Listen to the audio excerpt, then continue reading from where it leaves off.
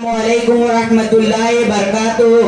अल्हम्दुलिल्लाह रब्बिल आलमीन वस्सलातु वस्सलामु अला रसूलिल करीम। अम्मा बाद, अऊज़ु बिल्लाहि मिनश शैतानिर रजीम। बिस्मिल्लाहिर रहमानिर रहीम। वमा खलक़तुल जिन्न वल इंस इल्ला लियअबुदून। मेरे भाइयों, मैं आपके सामने एक छोटी सी तकरीर पेश करना चाहता हूँ जिसका मौजू है तौहीद और उसकी अहमियत। सामईन इकराम, क्या बतला सकते हैं कि कौन सी चीज़ है कि सिर्फ इसी के लिए अल्लाह ताला ने ज़मीन पर बेशुमार नबी और रसूलों को भेजा?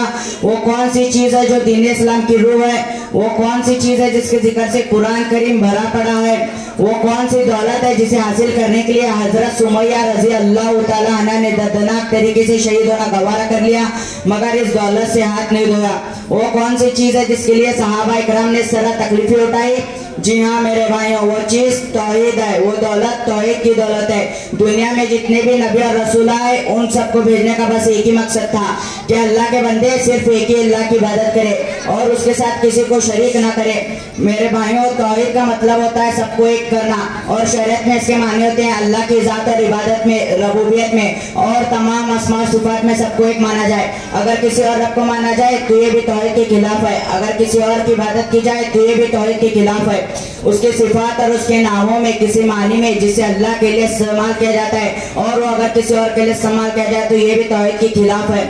मेरे भाइयों, मुसलमानों की तारीख गवाह है, जब तक इनके सीनों में तौहीद की दौलत थी ये ज़माने में सरफराज थे, लेकिन जब तौहीद को छोड़कर मुसलमान शिरक की गजालतों में मुब्तला हो गए तब से इनके ज़वाल की कहानी शुरू हो गई। अल्लामा इकबाल ने कहा था, तौहीद की दौलत सीनों में हमारे, तौहीद की दौलत सीनों में हमारे, आसान है मिटाना नामो निशान हमारा। मगर हकीकत तो यह है कि मुसलमान इस दौलत से हाथ धोते चले आ रहे हैं। वो मजहब इस्लाम जिसका अकीदा तौहीद पर इस तरह जोर दिया था कि शिरक की तरफ ले जाने वाला एक मामूली सा कलमा भी जबान से निकलना जायज़ करार नहीं दिया।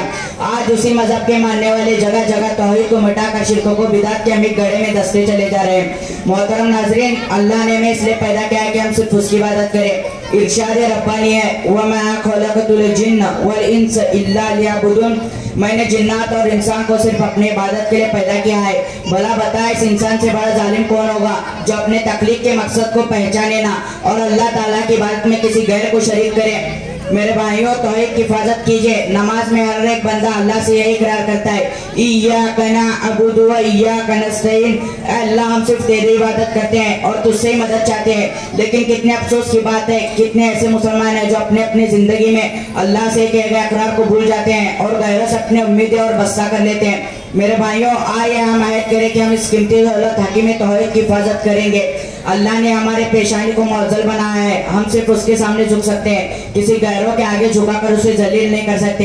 और अब आखिर में मैं अपने बात को शायरी के साथ एक में करता हूँ। तौहीद तो यह है कि खुदा हश्र में कह दे, तौहीद तो यह है कि खुदा हश्र में कह दे, ये बंदा जो अलम खफा मेरे लिए। अस्सलाम वालेकुम रहमतुल्लाहि व बरकातुहू। माशाअल्लाह, बहुत ही अच्छे अंदाज में इन्होंने इबादत के